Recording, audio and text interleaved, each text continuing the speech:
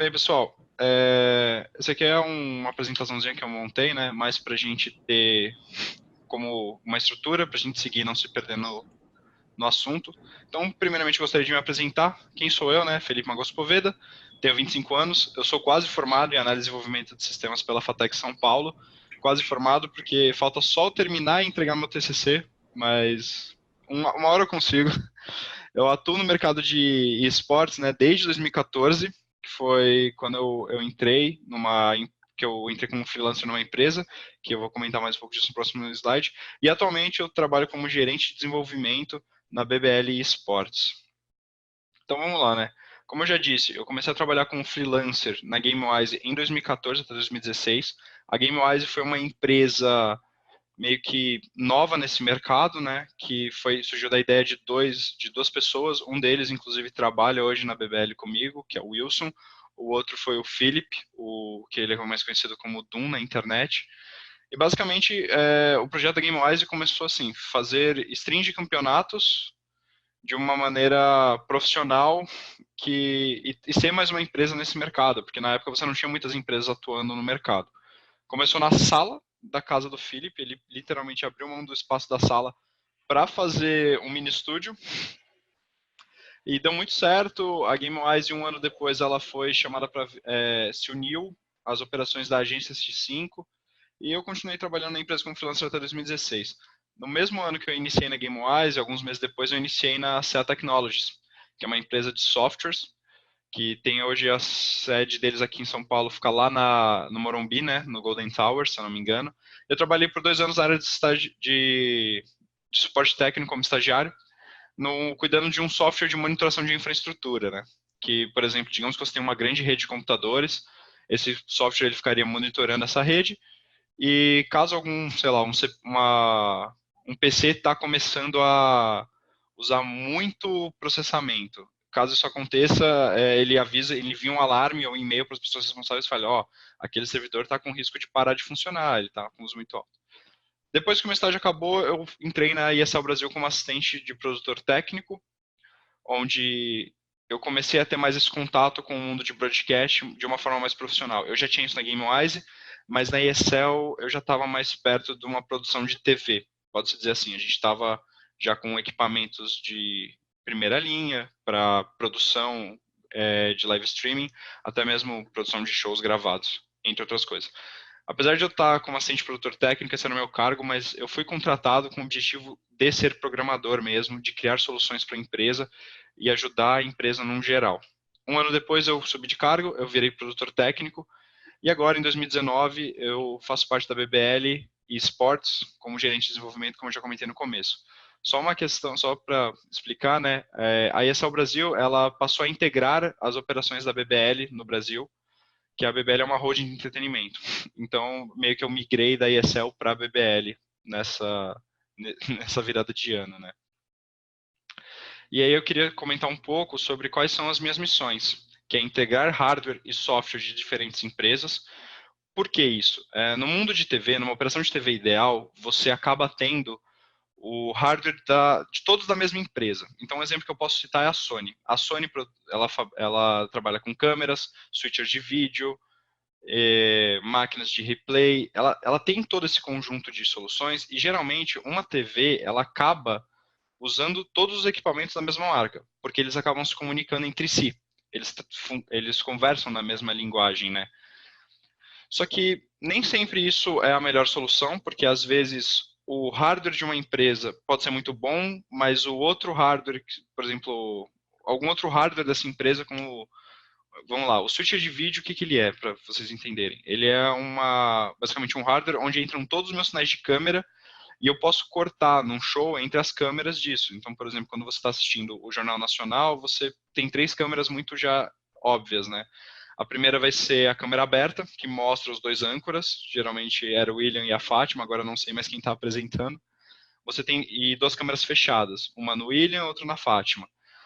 Então, digamos que você tem um switcher de vídeo muito bom de uma empresa, mas o software de replay da outra não é tão bom ou é muito caro, ou às vezes até no Brasil acaba sendo um pouco difícil de você conseguir esses equipamentos. Então, quando eu consigo fazer o switcher de vídeo de uma empresa comunicar com o replay de outra empresa, eu ajudo e crio algo novo. Essa é uma das minhas principais missões, né? E aí, a segunda missão que eu coloquei aqui seria criar soluções novas para inovar o broadcast. Então, como que a gente pode estar melhorando a qualidade do nosso produto através de algo que eu possa criar? Um exemplo disso que eu vou citar depois é um sistema para interação com redes sociais. Isso é algo que a gente vê muito nos programas da Globo e até no MasterChef, né? Que é as pessoas mandando mensagens no Twitter, por exemplo, e aparecendo na live. Isso gera um engajamento grande, isso gera uma visibilidade para o seu produto. Depois a gente tem que criar ferramentas que facilitem o dia a dia da produção técnica e dos outros setores, porque a produção técnica em si é a galera que trabalha no broadcast, e outros setores, a BBL ela é composta de diversos setores, desde a gente não trabalha só com produção de eventos ao vivo. A gente tem também setor de criação de conteúdo, setor de criação de eventos, produção de eventos, entre outras coisas muito grandes. Então, por exemplo, uma das ferramentas que a minha equipe fez há um tempo atrás, para a galera de vídeo, é o quê? Às vezes eles precisam baixar um vídeo do YouTube, só que eles só precisam de um segmento, eles precisam de 5 minutos de um vídeo de 5 horas. Então, você acabava demorando muito tempo para baixar esse vídeo de 5 horas só para extrair 5 minutos. Então, a gente conseguiu criar um software que ele baixa exatamente o tempo que eu mando no vídeo. Então, o setor de desenvolvimento lá acaba ajudando não só... De início, era só para produção técnica, agora a gente ajuda a empresa como um todo, né? E aí, automatizar processos, buscando diminuir o erro humano durante um show ao vivo. E eu vou também estar comentando disso nos próximos slides. E como que eu faço para completar todas essas missões do meu dia a dia? Eu lembro que praticamente tudo tem um software por trás. Se tem um software por trás, eu consigo manipular ele de alguma forma, entendeu? E basicamente é o que eu penso, tá, aquilo deve ter algum software rodando. Tem que ter algum jeito de eu conseguir mexer naquilo, nem que seja injetando código ou tentando enviar um comando pela rede. De alguma forma, a gente vai conseguir fazer isso. E aí é que eu fiz esse slide, né, para demonstrar um pouco como foi o meu primeiro mês na ESL. Na esquerda, a gente vê a imagem de uma sala de produção de vídeo, que geralmente a galera de TV chama mais do switcher de vídeo, né?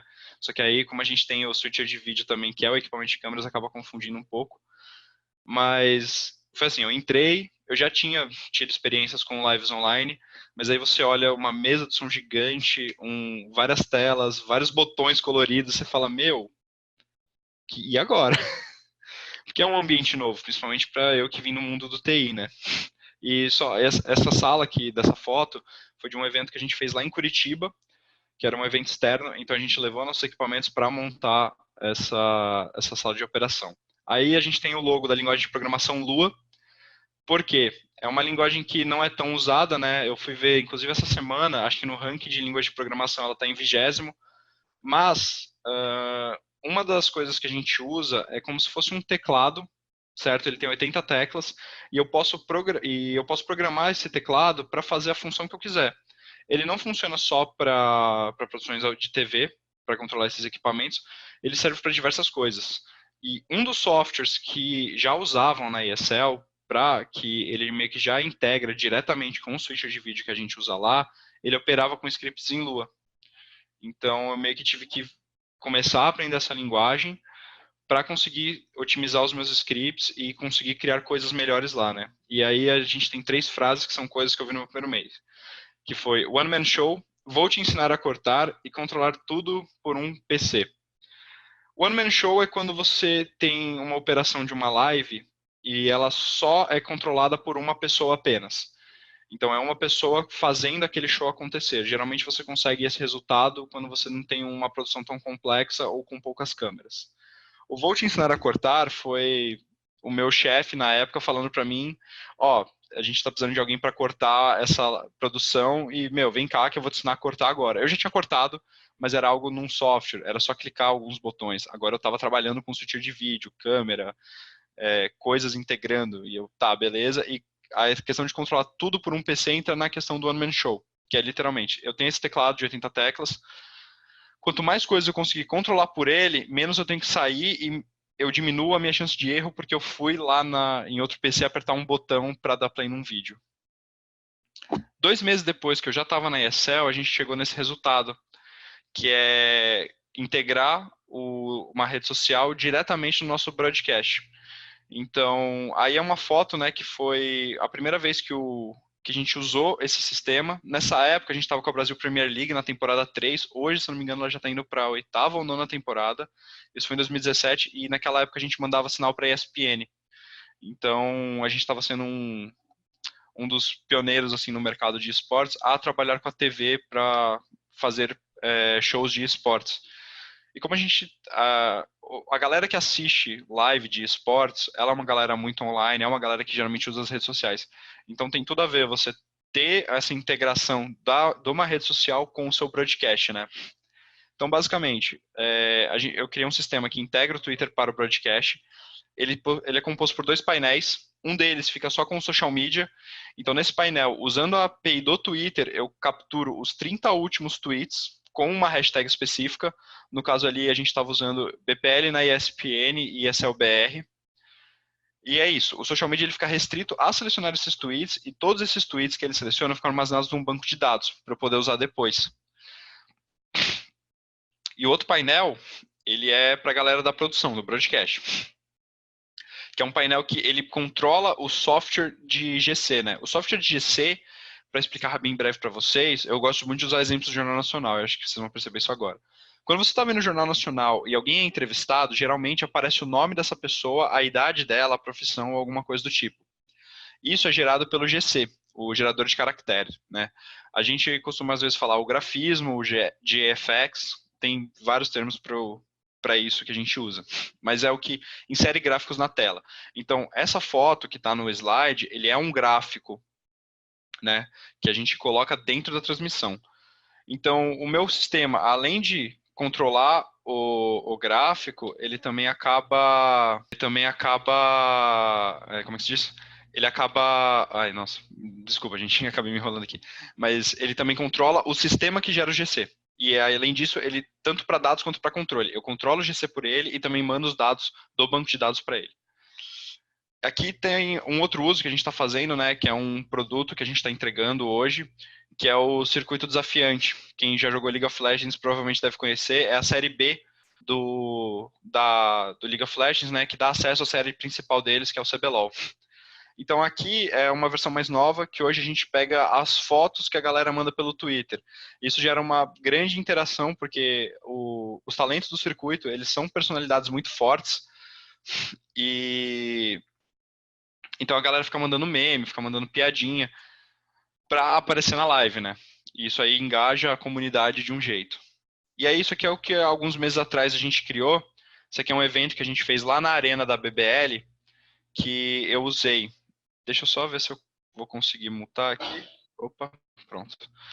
Porque senão vai ficar no meu ouvido. Mas bem, isso aqui é lá na arena da BBL. A gente tem 5 LEDs, na verdade totalizando 10 no caso, né?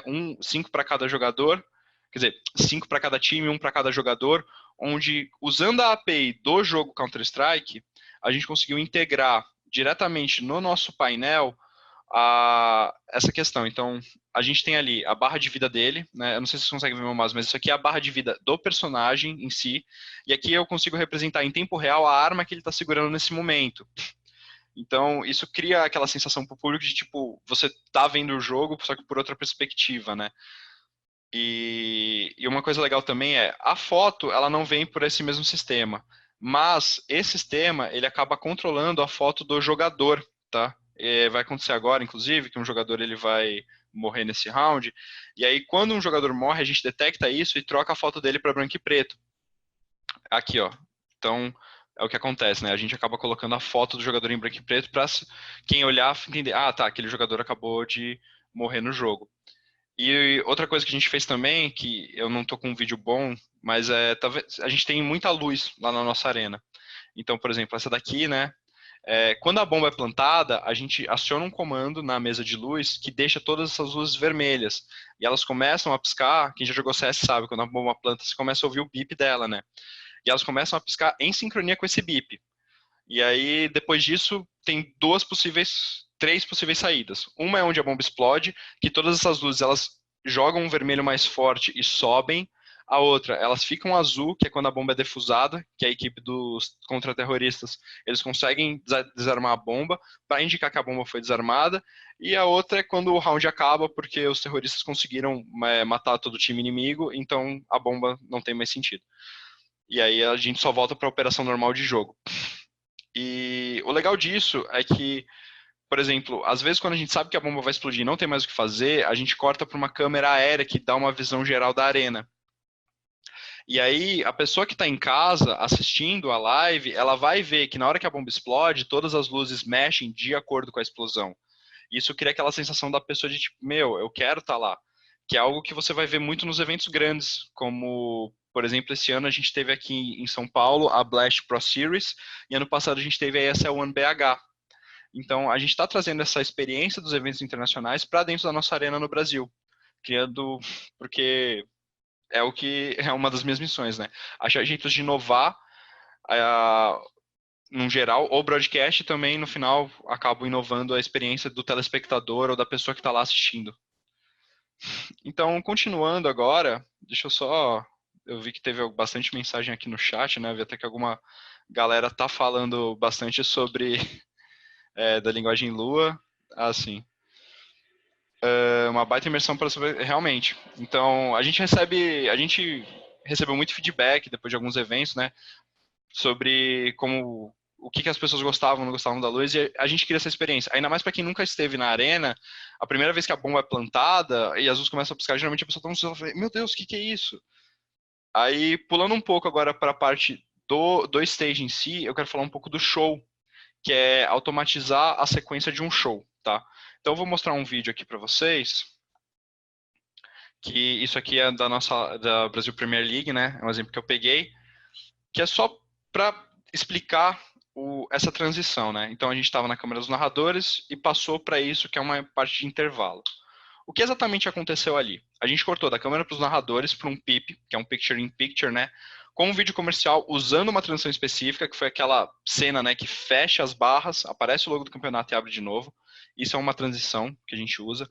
A gente deu play num vídeo comercial, a gente ativou uma arte para preencher o PIP, e a gente mutou, né? Mutar é desligar o microfone dos narradores para evitar que eles falem alguma coisa durante o comercial.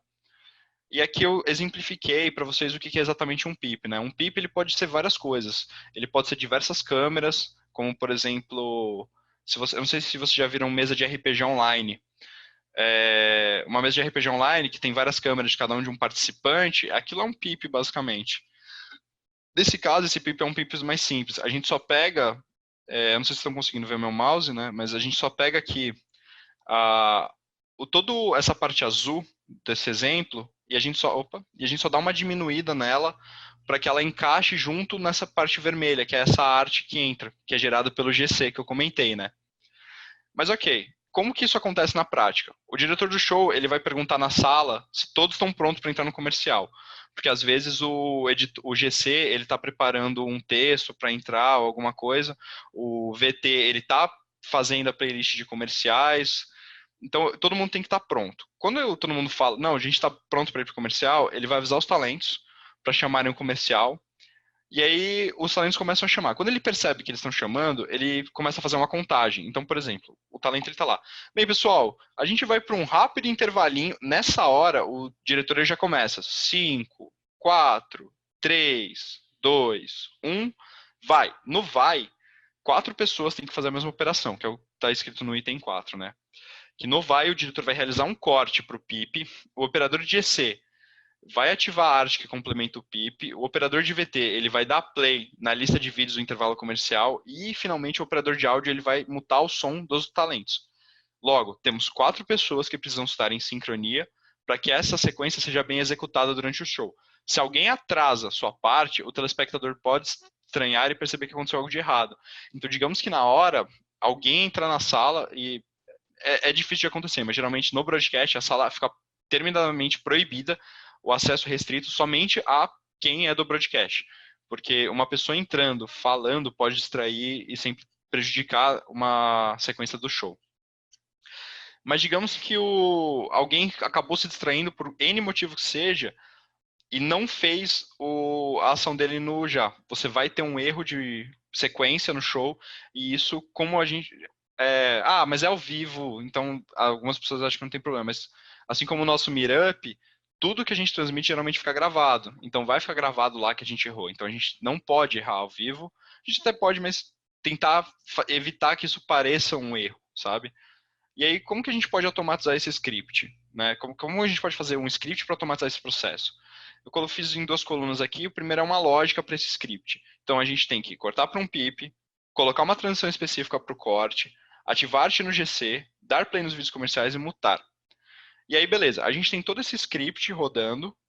Como que fica um processo agora quando tem esse script? Basicamente, o diretor vai pedir para os talentos chamarem o comercial, então os talentos vão estar lá e vão falar, bem, pessoal, a gente vai para um rápido intervalinho e já volta. Ele vai apertar um botão naquele teclado que eu comentei com vocês, e fim, acabou. O script, ele foi lá no switcher de vídeo, ele cortou para o pip, colocou a transição, ele foi no GC, ativou a arte do GC, ele foi na máquina de VT, que tem os vídeos, ativou os vídeos de comercial, foi na mesa de som, e também desligou os canais dos talentos. Então, ao invés de eu ter 4 pessoas apertando um botão ao mesmo tempo, eu tenho uma pessoa apertando um botão controlando tudo.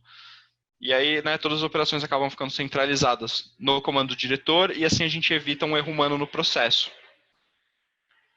Aí aqui é uma frase que eu escrevi, né, que fazer scripts ou macros, que é como geralmente os programas eles falam que são, né, ajudam a execução de sequências complexas em um show, evitando erro humano e deixando o show mais bonito e profissional para o telespectador. Muito, por exemplo, futebol tem muito disso, principalmente quando você está vendo futebol e aparece uma propaganda de alguma cerveja, algo do tipo, é uma macro que o cara, ele só, pô, tá, beleza, tá na hora de soltar um comercial, porque ele só aperta um botão e solta essa interação. Claro que isso depende de TV para TV, mas uma vez eu estava conversando com um cara que fazia futebol para TV e ele me falou, meu, eu tenho um botão lá, eu só aperto ele, ele vai soltar a inserção da cerveja na hora. E aí eu coloquei, né, um case que aconteceu comigo, que é o dia que eu desconfigurei a mesa de som no meu do broadcast. A gente não estava ao vivo, a gente estava passando um ensaio, mas eu estava fazendo alguns testes com a mesa de som, que eu queria conseguir controlar a mesa de som externamente. Lembra aquele script que eu mostrei? A execução perfeita dele era, o final era conseguindo ir na mesa de som e desativar o som dos narradores. Então, o que aconteceu, né? A gente tem 2 imagens aí que são do manual da mesa, que representam o protocolo MIDI. Ele é muito usado por equipamentos de luz e vídeo e áudio, que é um protocolo bem antigo, inclusive. E aí a gente pode enviar mensagem MIDI pela rede, tanto por TCP quanto DP, isso depende do hardware que você está usando. Mas eu estava tentando achar maneiras, né, de controlar a mesa remotamente, e eu caí nesse manual. E eu olhei esses códigos hexadecimais, porque geralmente MIDI vai trabalhar com hexadecimal. Eu olhei isso, eu fiquei olhando, tipo, uma tarde inteira, e, meu, tá, peraí. Eu olhava aqui, multi-on, 9N, o que é N? Aí voltava na documentação, tá, N é isso aqui. CH, o que é um CH? E voltava, tá, é um número de canal. E aí ele dá uma explicada, só que foi um pouco, na época que eu estava mexendo com isso, eu não consegui compreender direito. Hoje eu já consigo ver com uma facilidade maior. Mas aí, ok, eu falei, tá, deixa eu deixar isso de lado e tentar achar alguma coisa mais fácil para eu tentar mexer. E aí, eu descobri que a mesa de som ela tinha um aplicativo para o iPad, que permitia ter controle total da mesa de som pelo iPad. Eu falei, tá, legal. E aí, aqui na segunda imagem, é o Wireshark, para quem conhece, sabe que é, né, um programa de captura de pacotes. Então, o que eu fiz? Eu peguei o iPad, fiz ele passar pelo Wireshark para pegar as mensagens que o iPad enviava para a mesa de som. Então, eu fiquei mutando e desmutando o canal para capturar essas mensagens, analisei as mensagens e falei, tá, eu acho que é isso daqui, o que está acontecendo. Aí eu peguei essa mensagem e usei um software aqui, que infelizmente ficou um pouco pequeno na apresentação, mas o nome dele é Packet Sender. Eu uso ele muito para fazer esses testes, que ele envia pacotes para IPs e portas específicas, ele também recebe pacotes. É um programa totalmente gratuito e eu acho ele sensacional. Fica a dica aí para quem um dia precisar trabalhar, principalmente com WebSocket ou algo do tipo. Então eu peguei a mensagem que o Wireshark me deu, joguei no Packet Sender e enviei para a mesa. Na mesma hora, a mesa, ela tem os faders. Eu não sei se você já viu uma mesa de som, aqui na imagem dá para ver um pouquinho, mas o fader basicamente é um botãozinho que sobe e desce, que é para definir o volume. E a nossa mesa ela tem faders motorizados, porque eu posso ter várias cenas na mesa, então quando eu troco de uma cena para outra, esses faders têm que me mover para a posição que estavam naquela cena. Na mesma hora eu ouvi todos os faders abaixando. Fez... E nisso eu parei, eu falei, epa, fiz algo. Aí o operador de áudio já estava olhando e falou, meu, o que aconteceu aqui? Aí eu falei, cara, acho que eu fiz besteira. Aí ele, mano, tá de sacanagem. A gente foi ver, a mesa inteira desconfigurou. E, ok, a gente tava num ensaio, foi bem mais tranquilo de arrumar do que se estivesse ao vivo no show, né? Mas foi um susto pra todo mundo. Aí eu já falei, ó, desculpa, não vou mais tentar isso. E aí no dia seguinte eu abri esse manual de novo, olhei, fez mais sentido, porque é aquilo, né? Às vezes você não consegue no primeiro dia, quando você volta no dia seguinte para ver aquilo, ele começa a fazer mais sentido. Escrevi um scriptzinho simples em PHP para enviar a mensagem e consegui enviar a mensagem para abrir e para fechar e abrir o áudio. Então eu falei, pronto, tá tranquilo, é isso que eu quero. Então eu consegui, no final, eu consegui atingir a perfeição lá do script, que o final era desligar o áudio dos narradores na mesa de som. E aí, como que você hoje, se você quiser, você pode começar a programar para essa área? E a resposta para isso é, opa, depende. Por que que depende? Depende dos equipamentos do estúdio que você vai trabalhar, depende da necessidade desse estúdio. Então, você tem uma série de fatores que dependem muito. Eu não, infelizmente, não tem como eu pegar e falar, meu, estuda isso aqui, ou vai para uma linguagem específica, porque você pode usar de tudo. Eu uso muito PHP, um dos programadores da minha equipe adora JavaScript misturado com Node, inclusive aquela integração que a gente fez do CS, das armas, da barra de vida, é feita em Node.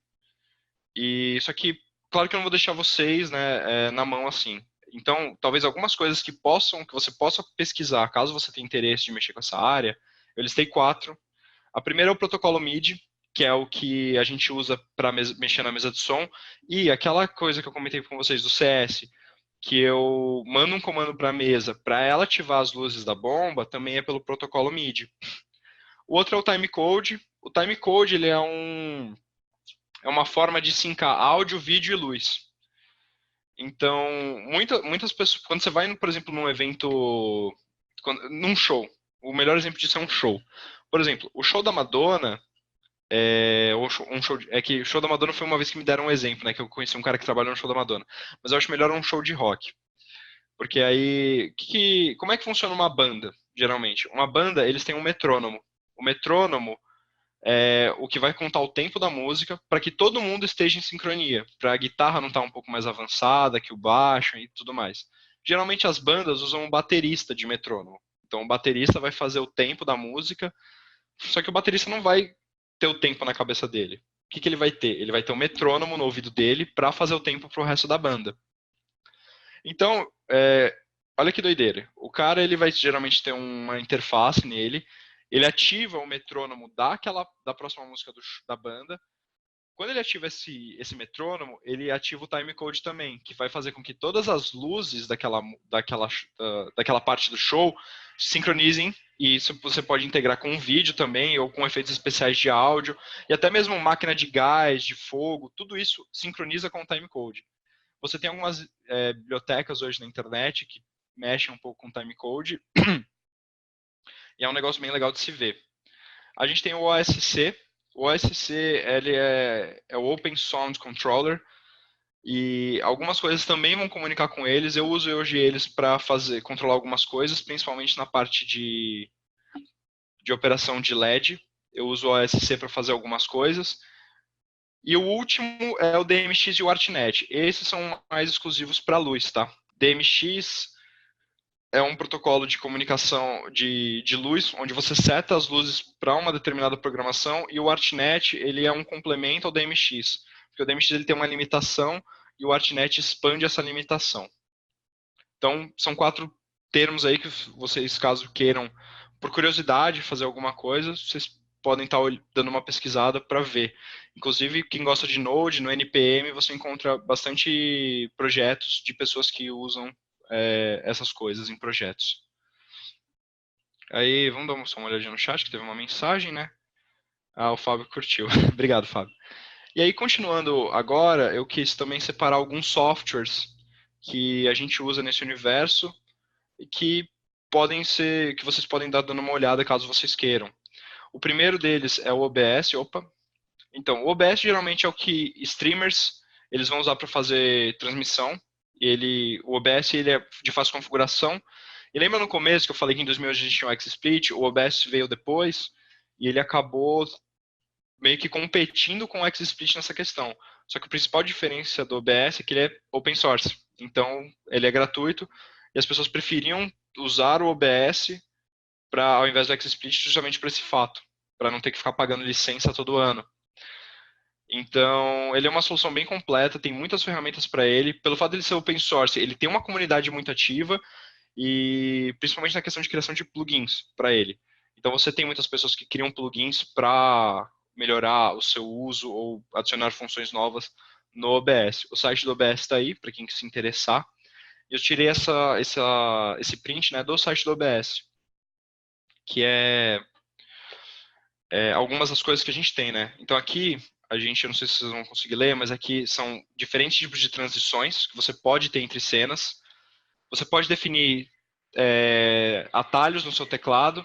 Então, por exemplo, eu poderia estar falando aqui com vocês e eu poderia estar trocando de cena no meu OBS ou fazendo alguma coisa, dando play num vídeo, numa animação, totalmente pelo meu teclado, sem precisar parar aqui, né, ir no programa, trocar, que isso deixa a operação mais natural. Então, por exemplo, digamos que eu faço uma piada e aí eu queira colocar aquele som do tambor, aquele trum, tá. Eu poderia simplesmente colocar isso no meu teclado, que é inclusive como muita pessoal de rádio faz, né? Todos esses efeitos que você escuta em programas de rádio, geralmente o âncora, ele tem um teclado só para isso, então ele já sabe que vai acontecer alguma coisa, então ele só aperta o botão e esse efeito acontece. Ele tem um modo estúdio que permite ver ou mexer na minha cena antes de eu cortar para essa cena. Então, digamos que eu tivesse com a minha web, eu tivesse fazendo uma cena aqui da apresentação e bem aqui onde está software, eu sem querer tivesse posicionado minha webcam aqui. No modo estúdio, eu consigo ver que a minha webcam ela está posicionada em cima do software e eu posso mexer nela antes de cortar para essa cena, entendeu? Então isso é uma feature, né, muito bacana que ajuda você a evitar que você faça um corte, um erro de alguma coisa. E na última, que nem está traduzida, mas é um negócio que eu acho incrível, isso aqui a gente chama de multiview no mundo de TV, né? O multiview, basicamente, lembra que eu falei do switcher de vídeo, que você conecta todas as suas câmeras lá? O multiview é um jeito de você ver o sinal de todas essas câmeras. Então você consegue ver o que está acontecendo naquela câmera antes de cortar para aquela câmera. É como se fosse um modo estúdio, só que agora eu tenho uma visão geral do que está acontecendo. Inclusive, essa interface aqui, ela foi criada por um brasileiro. Tem um brasileiro que ele tá ele faz parte da equipe de programadores do OBS. Ele criou essa interface e, inclusive, quando ele foi no nosso estúdio, ele até falou: "Oh, posso tirar uma foto que eu quero usar de referência?" E a gente não, à vontade. E ele criou o Multiview a partir. Ele já tinha essa ideia, ele acabou criando esse Multiview, né? E, meu, o Multiview, para quem quer fazer uma produção mais profissional, é excelente. Porque, por exemplo, às vezes você quer cortar para uma câmera móvel e o cara, ele não está segurando a câmera aqui reto. Às vezes ele abaixou a câmera porque ele está mexendo no foco, na lente ou em alguma coisa. Então você consegue ver que aquela câmera não está boa para cortar e você evita que durante o seu show do nada você mostre o chão ou o teto do evento. E essas são algumas das features que tornam o OBS bem legal.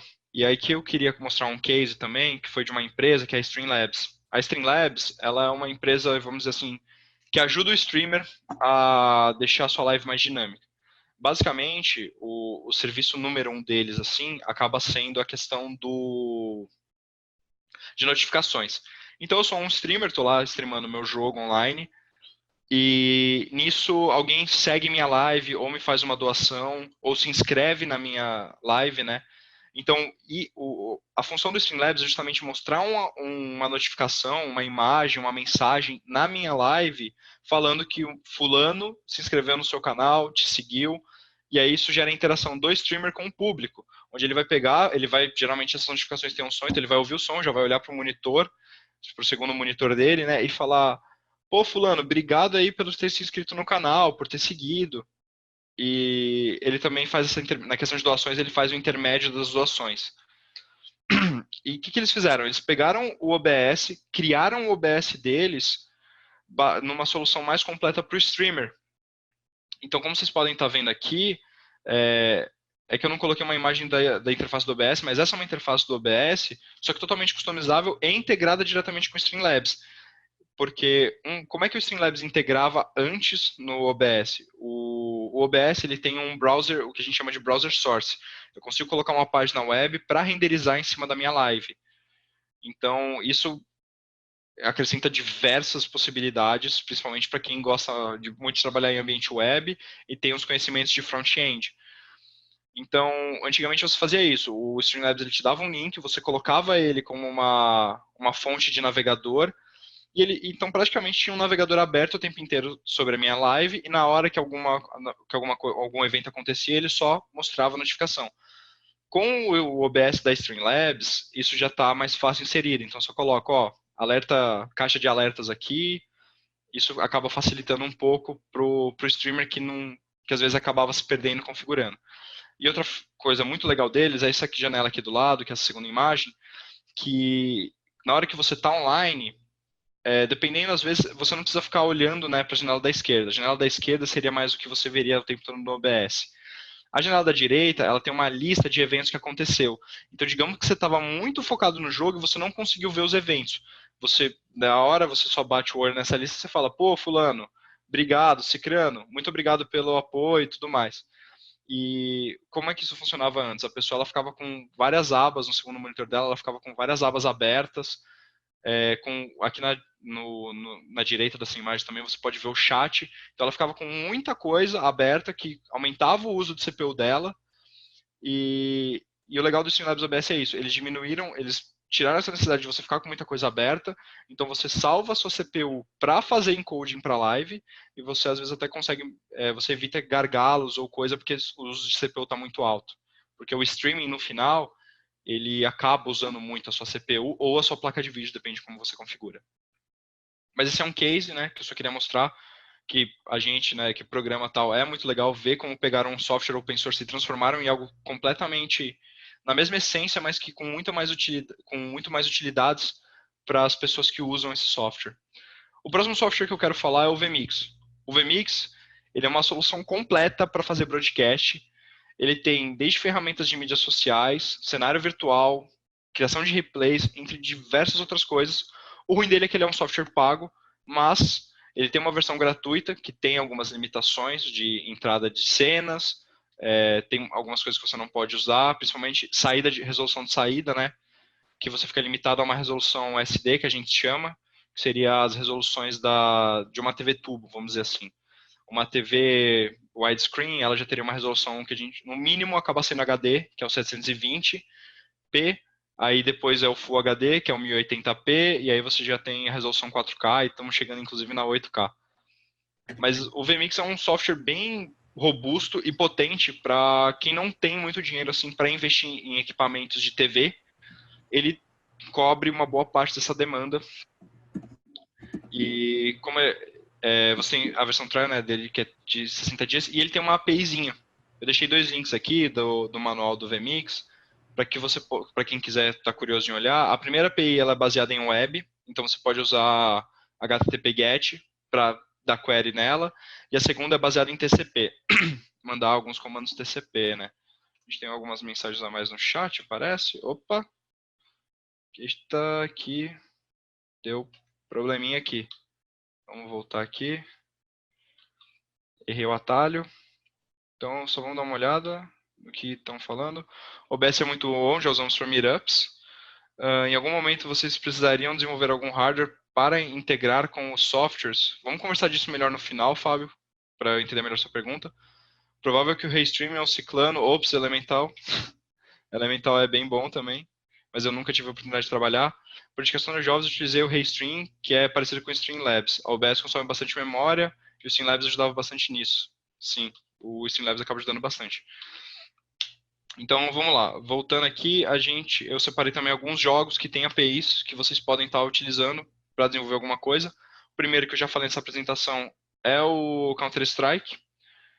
Ele tem aquela API que eu falei que a gente consegue pegar a vida do jogador, a arma dele. Em outro jogo da própria Valve também é o Dota 2. Ela tá meio escondida ali na documentação, você tem que dar uma garimpada, principalmente na documentação e na internet, para conseguir trabalhar. Mas eles têm algumas coisas que você pode também pegar. O mesmo que eu fiz pro CS, eu quase consigo replicar pro Dota, que é me pegar informações dos jogadores em tempo real. Mas eu acho que o jogo que eu mais gosto que tem API é o PUBG, que é o PlayerUnknown's Battleground. Para quem não conhece, o PUBG é um jogo no estilo Battle Royale, que está muito em alta nesses tempos, né?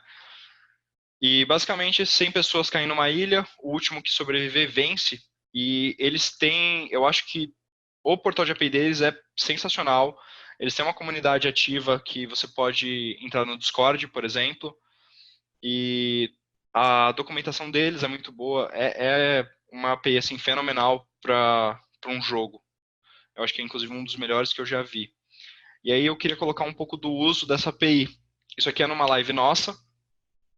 E aí o que, que acontece? Eu consigo, pela API, pegar as estatísticas dos jogadores, das partidas que eles jogaram. Então, se eu filtrar, se eu colocar todas as partidas do meu torneio no meu software, eu consigo fazer estatísticas e médias disso tudo. Então, por exemplo, aqui o programa que eu criei para isso, ele fica filtrando, ele vai na API, pega todas as partidas, armazena as estatísticas de todos os jogadores num banco e depois, quando o GC quiser puxar as estatísticas de um jogador, eu envio essas informações. Ele vai lá e fala: eu quero as informações que nem aqui do BRC de 1 FPS. Eu quero pegar essa estatística de jogador. Na hora que ele fala que é isso, eu pego no meu banco todas as estatísticas de partida, faço os cálculos e já entrego a informação pronta para o meu GC. Eu falo, essas são as estatísticas dele e o GC já bota na tela. Isso aqui é um uso bem legal que você acaba mostrando, né? Quando o jogador está muito bom, mas o quão bom ele é, você pode usar a ferramenta para isso. E um outro é um site, que é o PUBG.sh. O PUBG ele tem uma API de telemetria. Então você consegue fazer a telemetria da partida. Aqui nesse site você pode digitar o nome de um jogador e ter uma visão por cima de como o jogo aconteceu. Talvez a imagem esteja um pouco pequena, mas a primeira vez que eu vi isso eu falei, isso é sensacional, porque ele mostra exatamente onde os jogadores estavam indo, onde que eles morrem, como que o círculo vai fechando, né? Porque lembra que eu falei que é um Battle Royale, que 100 pessoas vivem? Para evitar que uma pessoa fique só escondida, esperando todo mundo se matar, tem esse círculo que vai fechando, obrigando as pessoas a se moverem para dentro desse círculo, gerando assim confrontos. Então, é mais um dos usos que eu fiz, né? E eu acho que isso acaba encerrando por hoje, né? Que primeiramente obrigado por todo mundo que participou e agora eu deixo aberto a perguntas para quem tiver e também minhas redes sociais, quem quiser me seguir para trocar uma ideia depois. E acredito que, bem, é isso.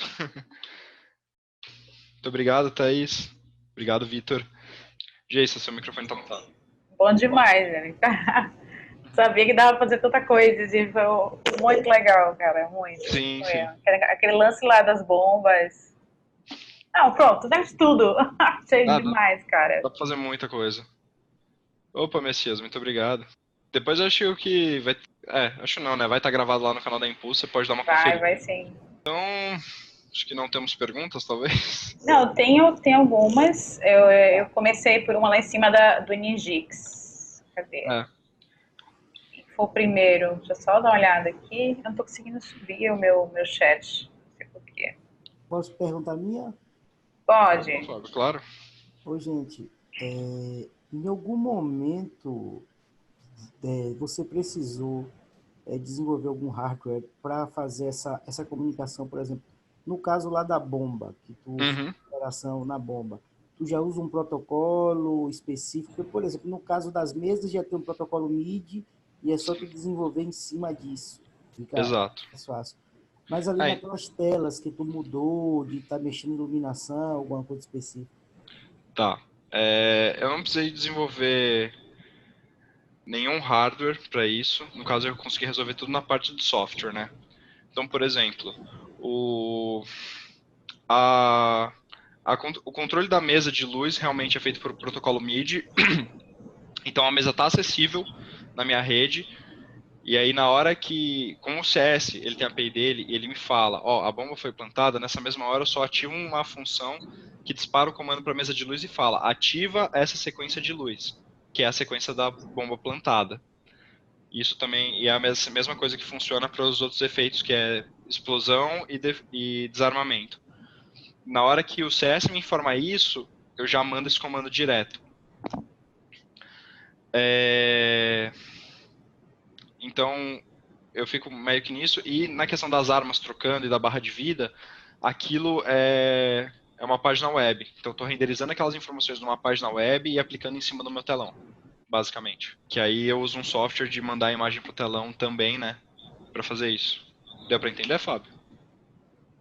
Sim, sim, compreendi. Ok. Agora, digo o seguinte, essa API do CS, ele já está disponibilizado e aberta, dá para programar em cima dela? Sim. No caso, a API dele, ela é mais baseada na partida, entendeu? Então, por exemplo, infelizmente você não consegue fazer que nem no PUBG, que eu consigo pegar estatísticas de um jogador X, Y, Z. Ela atua mais na questão da partida que você está assistindo naquele momento. Então, o fato de eu estar assistindo uma partida me possibilita essas informações, entendeu? Infelizmente, ela não é tão completa assim. Sim, sim, entendi. Muito obrigado.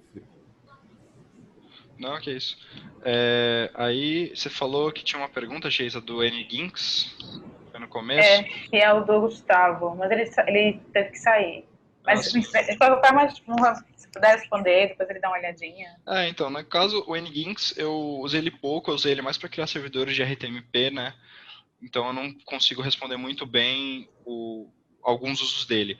Eu sei que dá para fazer alguns projetos muito legais com ele, como, por exemplo, a gente está falando aqui do Streaming, por exemplo, eu sei que é possível criar o seu próprio Streaming utilizando o NGinx. Então, você pode estar criando, eu não sei como, mas eu sei que é possível, porque eu já li algumas coisas. Mas aí você pode estar criando seu próprio serviço para redirecionar a sua stream para várias plataformas, né? E aí, eu tava vendo aqui no chat, inclusive, o Vitor ele perguntou se eu preciso especificar a utilização do protocolo MIDI em uma operação, qual hardware e qual software. Vitor, você conseguiria me explicar melhor dessa questão? De especificação do protocolo MIDI. E sim, o Wirecast também é um bom software para usar. Eu não tive muitas experiências com ele, mas inclusive ele é o Wirecast, se eu não me engano, ele é da mesma empresa do TriCast, que é a mesma empresa que faz a tecnologia NDI, que é a Newtek. Ok, você é da área de rádio e TV. Tá, o protocolo MIDI, ele acaba sendo um pouco chato mesmo, mas numa transmissão você tem que conseguir ver o uso dele. No caso, eu acabo usando mais para fazer efeitos de luz, né? Então, na hora que algo acontece, eu disparo isso. O protocolo MIDI, geralmente, ele é uma mensagem muito grande, depende, na mesa de som ela não é muito grande, mas ela manda por exemplo, para a luz, eu mando uma mensagem de início, né? Que é uma mensagem que na hora que o bate no MIDI da mesa de luz, ela lê esse cabeçalho, vamos dizer assim, e ela já entende para que aquela mensagem vai fazer. Aí eu tenho uma outra mensagem que vai especificar os comandos a serem executados e uma outra mensagem que fecha. Claro, por favor, pode abrir. Oi, boa noite. Boa noite. Então, a minha dúvida é assim, eu faço algumas transmissões, sou freelancer, né? Eu faço algumas transmissões. Sim. A gente tem uma mesa de luz lá, meio que... mas uma bem simples. Sim. E só para entender como que funciona meio que o processo, só para ver se eu estou pensando correto, tá? Claro. Você tem todo o sinal da câmera.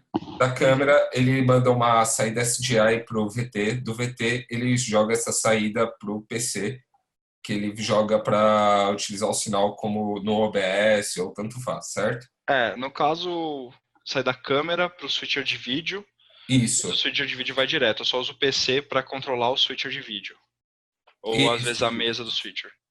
Que você meio que utiliza uma botoneira para cortar o sinal.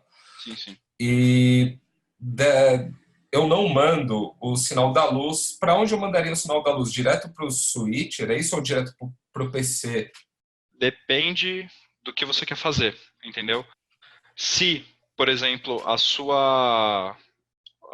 o seu switcher de vídeo ele tiver como receber algum comando MIDI, você pode fazer isso, mas sempre tem que ter um ponto de partida, entendeu? Alguma coisa tem que ativar esse comando MIDI, nem que seja apertar um botão ou um programa que quando percebe que alguma coisa faz. Mas aí depende muito. No meu caso, eu não estou usando o MIDI diretamente no meu switcher de vídeo. Eu estou usando o meu MIDI para controlar só a luz. Então, do meu software, na hora que ele detecta o evento, ele manda esse evento e fala, mesa de luz, muda essa iluminação para ficar vermelha. Entendeu? Então, É para um evento específico dentro do evento, né? exato. Tá. Eu queria a coisa meio que pro evento, entendeu? Então, o diretor artístico vira para mim e fala, olha, eu quero que no telão aconteça isso, que a luz, na hora que tal coisa acontece, eu faça isso, entendeu? Então, eu sempre estou programando sobre demanda. Mas geralmente como eu já tenho essas coisas, eu geralmente tenho bibliotecas já prontas para controlar essas coisas com mais facilidade. Entendi. É legal ver que nossas áreas se conversam, pelo menos. Sim, sim. Inclusive, teve até uma vez que eu estava conversando com um cara, só adendo, né? Estava conversando com um cara de TV e eu fui falar com ele, eu falei, cara, eu quero automatizar a luz pelo jogo. Aí o cara olhou pra mim e ele ficou, não tenho ideia de como você vai fazer isso, não conheço ninguém que tenha feito isso. Hoje em dia eu já conheci algumas pessoas que já fizeram coisas parecidas no Brasil também, mas na hora o cara de TV ele ficou me olhando e falou, não sei, mas acho que só vai achar lá fora. E aí, É que a transmissão que eu faço ela é bem simples, na verdade, mas eu faço toda a parte técnica e parte de programação da mesa do switcher, né? Para poder sim. cortar o áudio, isso tudo certo. Entendi. Bacana. Então vamos lá. Aí teve a sua pergunta. O Messias ele perguntou se existe algum software open source para fazer multi-streaming, estilo Ciclano, que você poderia. O multi-streaming que você está falando, no caso, é mandar a sua stream para vários lugares. Por exemplo, eu mando um sinal para ir para o Facebook, para ir para o Twitch, para o YouTube, por exemplo. Cara, você consegue fazer isso, que nem eu falei, usando o Nginx. Você tem softwares pagos, que é o Restreaming, o Onza é uma solução, mas se eu não me engano, dá uma pesquisada depois, tá? O FFmpeg, que é aquele codec de vídeo, ele tem algumas funções para trabalhar com RTMP e talvez você consiga executar isso pelo FFmpeg, mas aí vai precisar de um pouco mais de pesquisa e dar uma debulhada na documentação dele, de como ele recebe um input RTMP e como ele pode externar isso. Eu acredito que isso seja possível porque eu sei que se eu mandar um sinal para o FFmpeg, eu posso gravar um arquivo local, certo? Então, talvez, tem que ver se você consegue fazer com que essa saída, ao invés de ser um arquivo local, sair para um servidor. E aí talvez você consiga fazer isso de uma maneira gratuita. Só que aí, é aquilo, o FFmpeg ele tem muita flag na configuração dele, é um processo chatinho, tá? Já te aviso aí que talvez, provavelmente, não seja fácil. Então, acho que é isso. Acho que foi, né? Achei muito bom. Várias coisas, assim, que eu não imaginava, né? Eu já tinha acompanhado algumas, por exemplo, do UFC. Algumas coisas que a galera estava fazendo justamente com essa questão quando começou as mídias sociais, eles começaram a investir mais, inclusive, na hashtag no Twitter. Sim. Isso antes da pesagem, inclusive, para ver aquela, né, enfim, eles fazem Team fulano de tal. Votação por hashtag é um negócio que engaja muito, porque às vezes a pessoa só não quer mandar uma mensagem, mas ela quer votar. Então, antigamente, como funcionava antigamente isso? Para pensar, você ligava para um número para votar, né? O da Atena fazia muito disso. Você acha que isso está correto? Sim ou não? E aí você ligava. Só que, convenhamos que hoje em dia as pessoas não gostam de falar o telefone nem de ligar. Então, você, na sua rede social, só mandar uma hashtag, acabou. Você coloca muito mais. É isso. Achei demais. Porque as APIs de jogos, até então, acho que só tinha feito para pesquisa, né? Para data science. Sim. Mas para esse tipo de uso eu nunca tinha visto, sério mesmo. Assim. Uma coisa legal. Eu tinha imaginado, né? Que... Por exemplo, uma coisa legal que a gente vê em alguns campeonatos lá fora, a gente tem essa solução pronta, a gente só não implementou ainda. Quando no CS, quando você tem o cara que é o observer, né, que a gente chama, ou o spec. Ele é o cara que está cortando dentro do jogo. Então, o que acontece? Pela API do CSGO, você consegue pegar exatamente que jogador ele tá, e com isso, no meio do caminho, você fazer ele cortar, digamos que eu tenho 10 câmeras, uma na frente de cada jogador. Cortei pro jogador 5, ele corta pra câmera 5, e aí eu mostro a tela do jogo dele e também mostro a câmera dele. Isso é o que acontece muito no campeonato lá fora. Isso, por exemplo, é possível devido à API do CSGO. Você tem diversos usos, né? Vai onde a imaginação conseguir te ajudar. Eu já vi umas coisas como OpenStreetMap, mas enfim. É bem bacana. Galera, quem tiver últimas perguntinhas aí, ainda dá tempo. Fale agora, cale-se para sempre. Quer dizer, para sempre não, mas as pessoas entrem em contato lá com o Felipe. Minhas redes estão aí, pessoal. Só adicionar lá que eu depois aceito todo mundo. Não tem nenhum problema com isso. Caso, se você voltasse a fazer teus vídeos lá no canal no YouTube falando sobre isso, ia bombar, bicho. O problema mesmo é o tempo, né? Porque tem que fazer edição, cara. Pré, pós, escrever roteiro, ver o que se eu não tô falando nenhuma besteira ali. Vai ser demais, é muito bom mesmo. Até lives, quem sabe, né? A live é uma coisa que eu quero voltar, mais de jogo, mas isso aí são projetos futuros, né? Fica o spoiler aí pra quem ficou até agora. Opa! Então é isso, Felipe. Muito obrigada. Muito obrigado pelo convite, Geisa. Agradecer a toda a galera da Impulso também, a todo mundo que estava aqui e ficou até o final. E é isso, pessoal. Muito obrigado. Qualquer coisa, como já disse, minhas redes estão aí, podem mandar um e-mail também se quiserem. E tamo junto. É isso. O pessoal que está assistindo, quem não conseguiu acompanhar o início, esse vídeo vai para o YouTube. A gente avisa todo mundo, né, que se inscreveu, inclusive, para assistirem. Eu te mando também, viu, Felipe, antes. Ok. Como foi que ficou e, enfim. Vai demorar um pouquinho porque a gente tem que fazer as edições, né? Sim.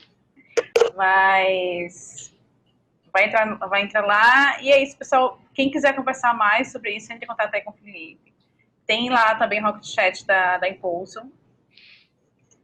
Trocar mais ideias, né? Vocês quiserem fazer brincadeiras aí e compartilhar com a gente lá na comunidade, vai ser massa. Eu já estou com as ideias aqui. Fábio, eu já imagino também que ele está com outras.